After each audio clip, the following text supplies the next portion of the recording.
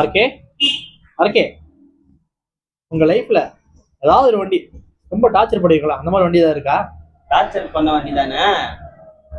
First இந்த R15 ஓரம் கட்டிட்டு அந்த டார்ச்சல் பண்ண வண்டி டார்ச்சல் பண்றது இல்லாம அந்த வண்டியில என்னென்ன நான் கத்துக்கிட்டேன்னு சொல்லி அந்த வண்டியை வச்சு ஒரு டெஸ்ட் காட்டுமா உங்களுக்கு?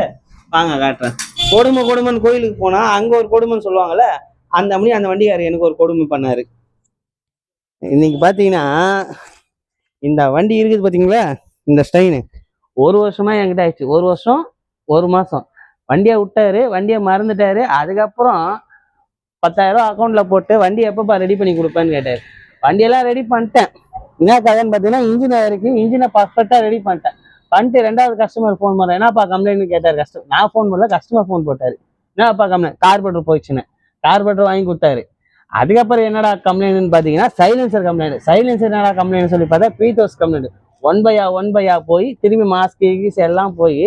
ஆனா அவன் சொல்லுவாங்க பார்த்தீங்களா ஒரு பழமொழி பெரியவங்க, விட்ட சனி எப்பவுமே விடாதுன்னு சொல்லுவாங்க பாரு, அந்த மணி இந்த வண்டி நம்மளை விட்டா போகாது பொழுது.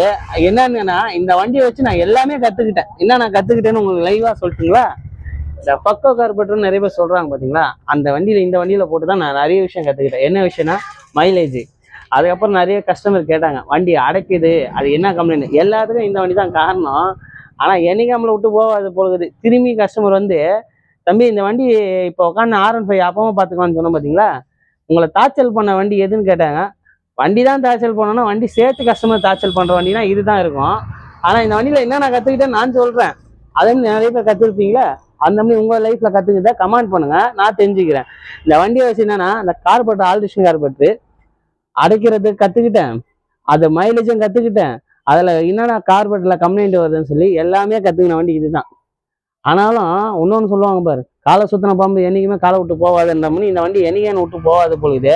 இனி கஸ்டமர் நல்லா ஓட்டி பார்த்துட்டு வண்டி நல்லா இருக்குதுன்ட்டு உட்காந்து சிவேன்னு வேலை பார்த்து இந்த R15 சிவேன் தோ இந்த R15 சிவேன்னு உட்காந்து வேலை பார்த்து இந்த R15 நம்ம கிட்ட வந்து உங்களுக்கு தாச்சல் பண்ண வண்டி எதுன்னு கேட்குறாரு. இவருக்கு எவ்வளவு தில்லி இருக்கும்? தாச்சல் பண்ண வண்டினா இதுதான். இது வரைக்கும் இந்த 15 வருஷத்துல எந்த வண்டியும் நான் தாச்சல் பட்டதே கிடையாது. வண்டியும் தாச்சல், வண்டியும் தாச்சல். ஒரு வழியா வண்டி தைச்சு விட்டாச்சு. இனி இதுக்கப்புறம் கடை பக்கம் வராதிங்க, எங்கன்னா போங்கன்னு சொல்லிட்டு திருப்பி சொல்றாரு, வண்டி ரிப்பரேஷன் அவங்க கூட வரேன்னு. திரும்பியுமா முதல்ல இருந்துன்னு என்னால முடியலடா சாமின்ட்டு ஓரம் கட்டேன். இதுக்கு நீங்க தான் எதனா கமெண்ட்ல பதில் சொன்னோம். நெக்ஸ்ட் வீடியோ பார்ப்போம். எல்லாருக்கும் பாய்.